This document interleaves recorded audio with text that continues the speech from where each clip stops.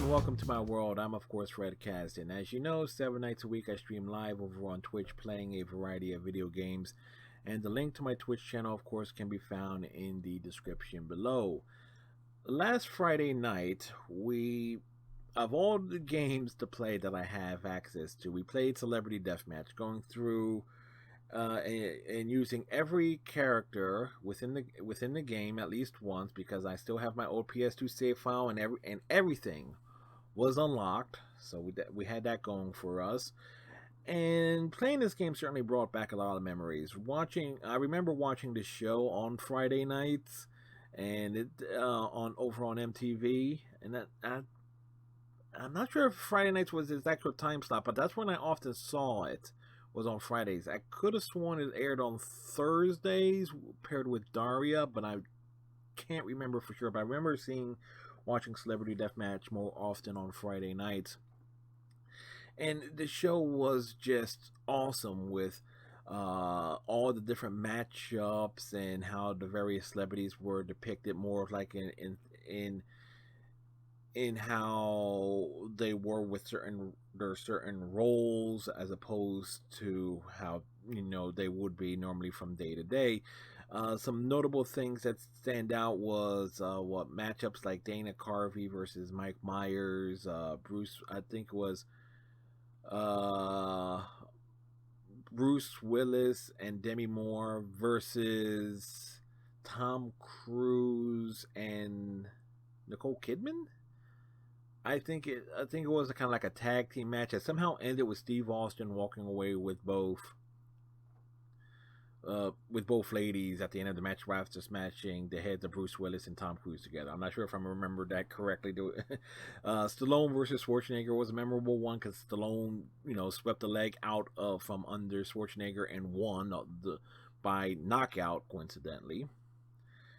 There was Backstreet Boys versus BC Boys and Giant Mechs. So there was definitely memorable things on that show, and this show definitely had a charm to it. The claymation was awesome, and so that they did so much with it. You could appreciate the amount of work that went into putting on an episode of Celebrity Deathmatch. Matter of fact, I think there was a documentary of sorts that aired on MTV showing how much work that went into creating an episode.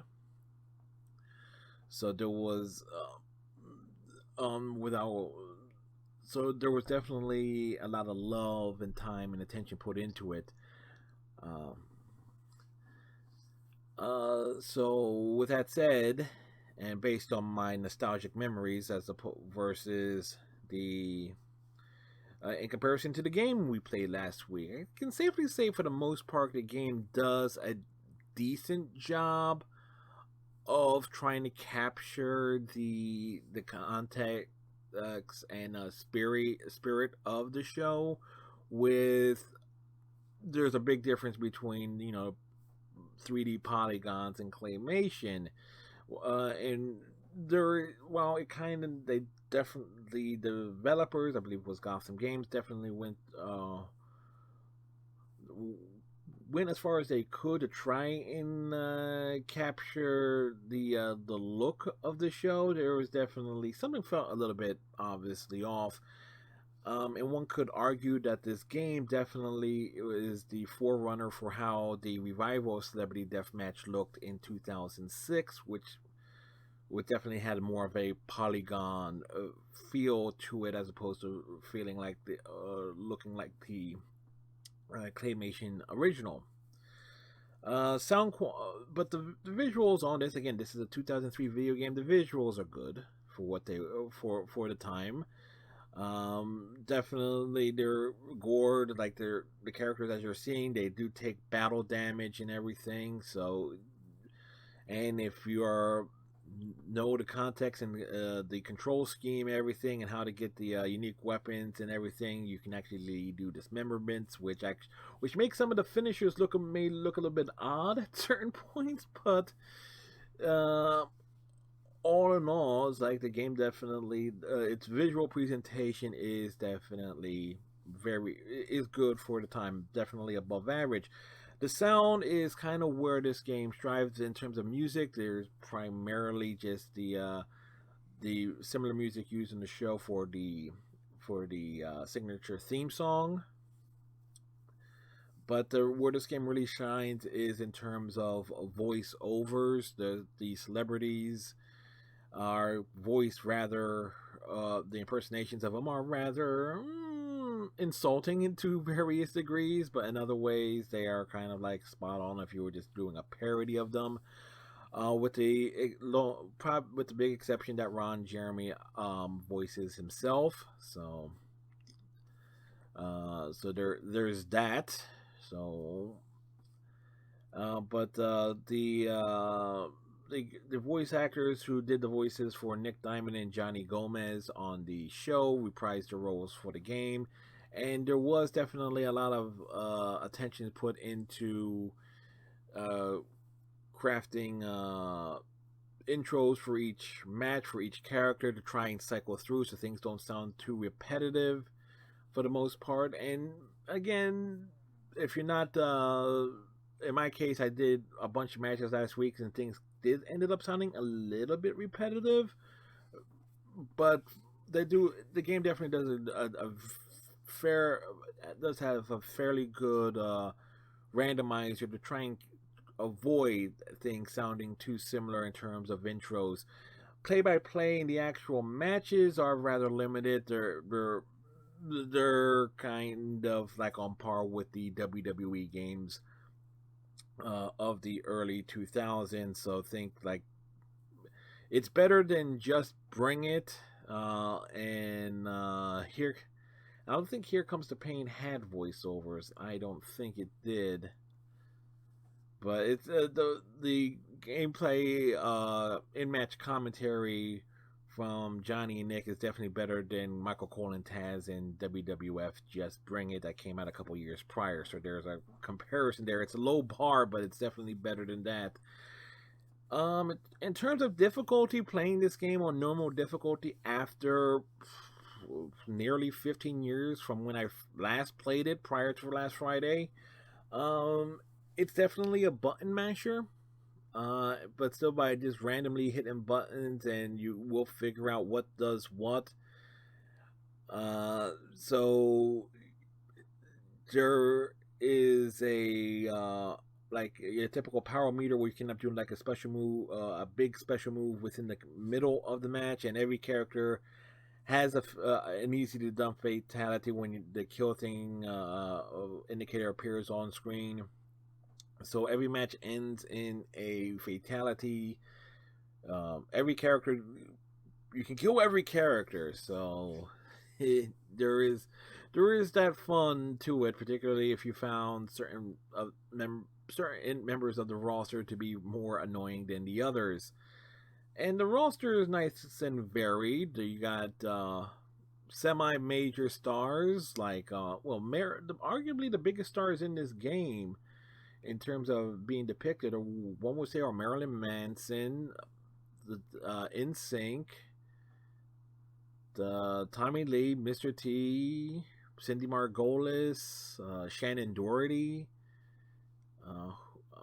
Miss Cleo is probably the most obscure, and oddly enough, in terms of how dated this is, in terms of people still being alive, I think the only character in the game who is actually deceased currently in actuality is Anna Nicole Smith. When you really think about it, Anna Nicole Smith is the only person depicted in this game who has passed on to the next plane of existence, and who has ceased to be. So that is saying that definitely makes one think, at the very least, that Jerry Springer is still around, who is arguably the oldest character in the game in terms of actual age. When you compare to everyone else, I think Mr. T would have been like the second oldest in terms of his actual age. So there is definitely that. This game, now my biggest criticism on this game overall, primarily, is going to be with its roster selection. Now I can kind of understand why all of NSYNC is in here, because they were depicted on the show, or at least in terms of bands. The bands were kind of like a unique thing. I know Hanson had like a couple run-ins with Marilyn Manson or something within the show, and again, the aforementioned Backstreet Boys, Beastie Boys type thing. So having NSYNC all in here, they're all voiced differently, but they all kind of have the same, a similar move sets or slight variations, and they all have shared the same fatalities. But the classic movie monster things of like Frankenstein, the Wolfman, and the Mummy, and then another, I guess, original related character for this game called Cousin Grimm, like a hillbilly type thing. Kind of makes me think. You mean to tell me that they couldn't come up with four like celebrities to actually put into that? Maybe they could not have gotten Steve Austin for it, because that would have been a WW licensing deal with the agreement with the WWF, and they probably would not want the. Granted, he would have been retired at the. No, he was still active at the time this game was in development, so Austin being in this game actually would, as a secret character, would have been awesome. But you think of like some of the other characters that were like on the show that could have been used in this game as secret characters, because Johnny Gomez and Nick Diamond are selectable as characters, as like Wizard Johnny and Gladiator Nick. Like their one Johnny ends up being a wizard, and Nick is a Roman gladiator, and the infamous alien that Nick Diamond takes on in one memorable episode. I think it was like a fan con episode or a sci-fi con episode. So that is something directly from the show. But I remember, but when you think that the Mummy has a move that actually resurrects the original backstage interviewer that was used within the show, who that character is actually referenced in the game. You mean to tell me the zombie version of that character could not have been depicted within the game itself? That actually would have been really cool, and not to mention that you have the replacement backstage interviewer who appears on the Arena Select screen only. That could have been another secret character there. Again, characters from the show. You could Mills Lane, you know, could have been a secret character. You could Mills Lane being the referee in a match that involves Mills Lane. So I actually would have preferred if they actually used more of what was in the show, as opposed to going with the classic movie monsters and such. But anyway, if you can actually get your hands on this game, I kind of recommend, in terms of for what it is. I mean, it's an old game. It's a 17-year-old game, but I found it to be a lot of fun. And granted, even though I have everything unlocked, I still have my old save file on my PS2 card.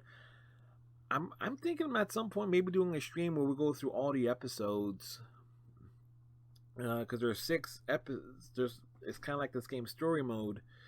All 6 episodes, which have 3 matches each. So it's like, okay, that's 18 matches. That could easily be a night of just messing around with that. And we didn't. And if you can tell by the footage of this, we didn't really look at any of the alternate arenas in there. So there's not everything take place in the deathmatch arena. But when you have the deathmatch arena in a game, would you really want to go anywhere else?